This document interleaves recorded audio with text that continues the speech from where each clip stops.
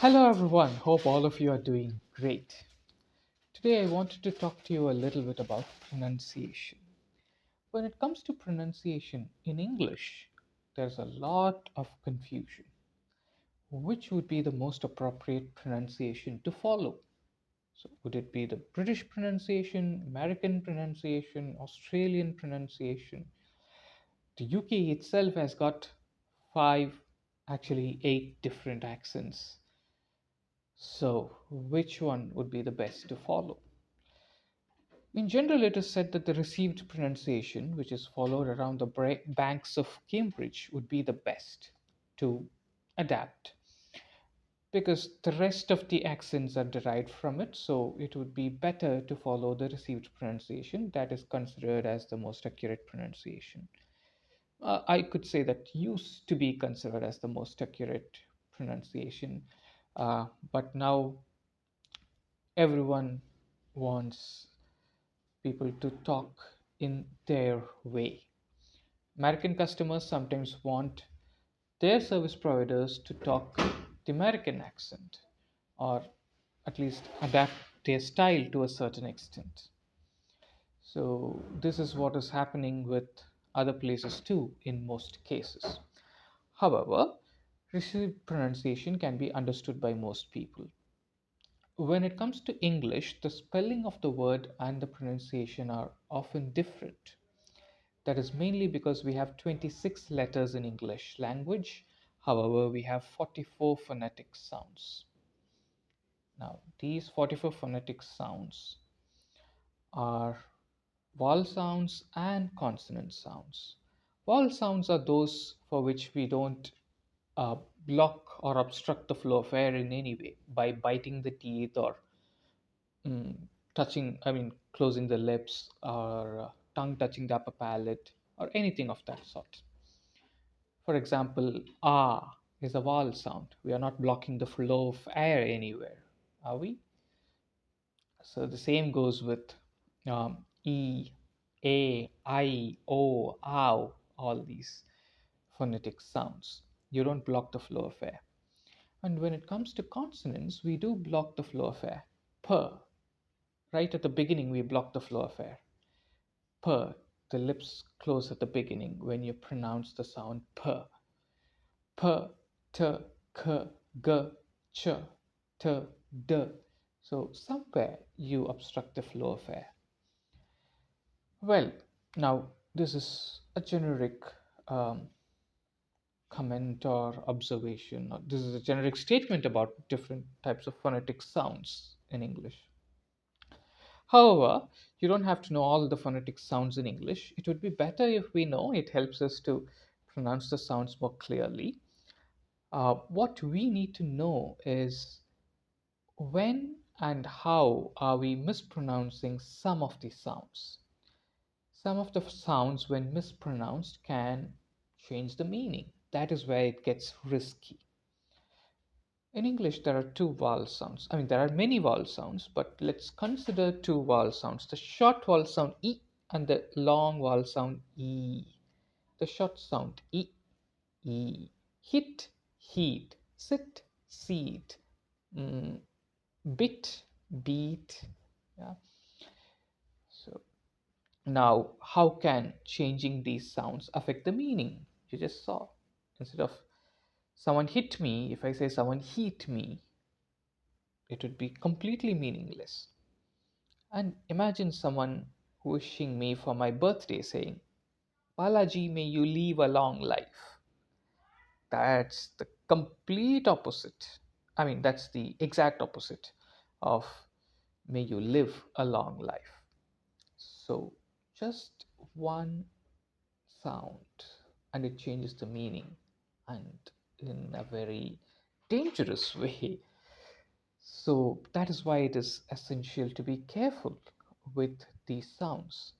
They can change the meaning of the word, they can change the meaning of what we intend to say. Well, so this is with vowel sounds, and we also sometimes have issues with consonant sounds. Let's take, for example, p and b. simple symbol. There's a difference. Uncle, ungle. It's not uncle, it's uncle. K. Yeah. So it's not ing. Well, so those things are also common in some parts of the world. And one of the most common mistakes that Indians make is sir and sure. Mr. becomes Mr. It's not Mr. It's just sir. How you sing sir, re, ga, ma, pa. So that's sir. Sir, sir, Mr. Same sir. But some of you might have challenges with pronouncing the sh sound. Think of the name Mishra. There is a sh, right? Mr. Mishra. So Mr. is sir, Mishra is sh, right? So sh. And the famous tongue twister, she sells seashells on the seashore, is the best one to practice if you ever have issues with the sir and sure sounds. And you don't have to practice it fast. Please practice that slowly. One of the major complaints that I hear from most of the companies that I work with is that the clients tell them that their employees speak too fast and it makes it difficult for their clients to follow. When you speak fast, it is difficult to understand what you are saying, and people whom you are talking to might not be always very good at the technical aspects that you are aware of. And in addition to that, you must also keep in mind that, just as I'm Indian, let's take an Indian language, um, either Hindi, Tamil, Kannada, whatever it is. Take your mother tongue. So if someone from your hometown or someone from your state or someone who speaks your mother tongue as their first language speaks fast in that language, you would understand. Imagine someone from Britain tries to learn that language and tries to speak that fast with you. Would you understand anything? Probably not, because that's a foreign language for them. And if they speak that fast, it is difficult to follow. So it's the same thing that we do to them when we speak fast in English. So let's slow down. It's okay. Fluency has nothing to do with speaking fast. Fluency is all about having a good thought flow, not a rant. Yeah. So please slow down, breathe, take a pause before every sentence. This would improve the clarity of your speech. Sometimes when people speak fast, they swallow the last word of a sentence. If you had witnessed or if you had seen any music programs or music competitions, we have many I mean the reality shows these days, right?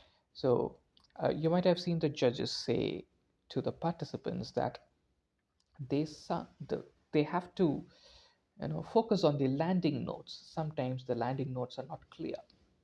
Now this can happen when you speak as well. You don't complete the sentence, you swallow the last word of this sentence because you are in a hurry. Why you are in a hurry? That could be many reasons for that, and mostly it is you want to be done with the conversation. You don't want that to last longer.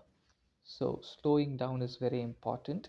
Change your focus from being wanting to be done with the conversation to trying to help the person whom you're talking to. So if your focus is that, then you will obviously slow down. And if you speak fast, they wouldn't understand, and you will end up repeating what you said. So you can avoid that also when you slow down. All right, enough about that. Now, getting back to pronunciation, um, let's think of another example. Um, some vowel sounds are individual vowel sounds like ah, ye, woo, but some vowel sounds are a combination of two.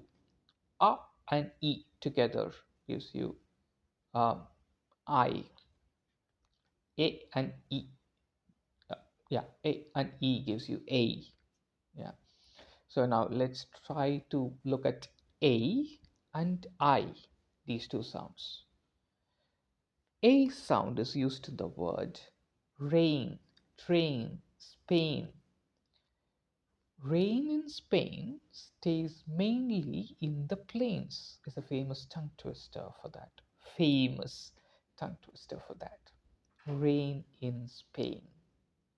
Rain in Spain stays mainly in the plains. Five words with the A sound. Now, if you change A with I, rain will become Rhine. That doesn't mean anything, I guess. Yeah. So now Spain, on the other hand, will become spine. That is a big difference. I went to Spain. Now you went to Spain. Well, um, main, if you change it with the I sound, it will become mine. Mine is something that belongs to me, but main is the most important part of something, right?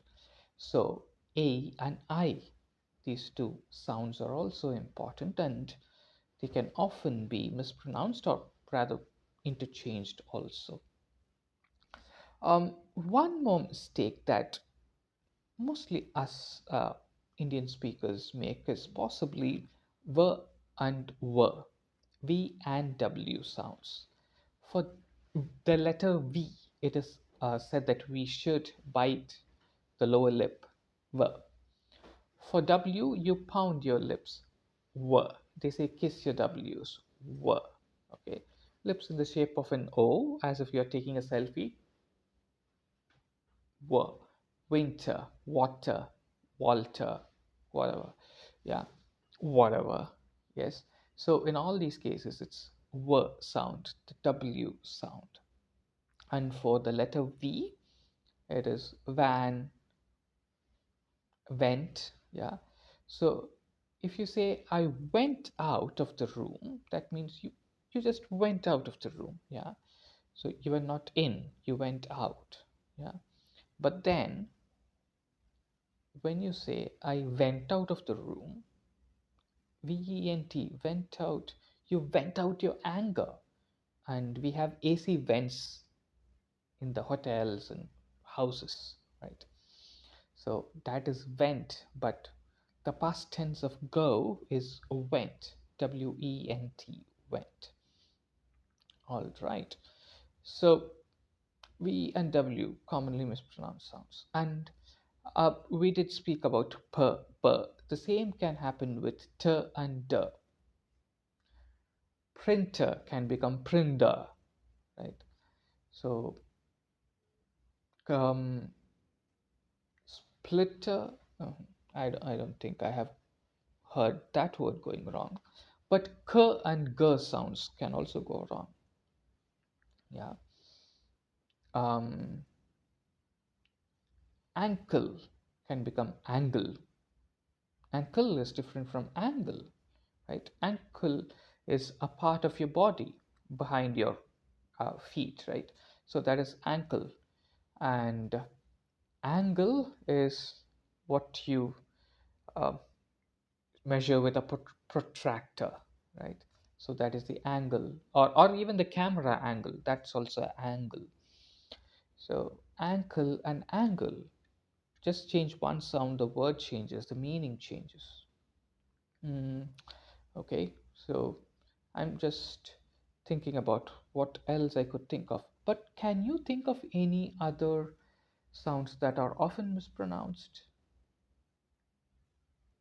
If so, you can let me know. I'd be glad to, um, understand and study that too.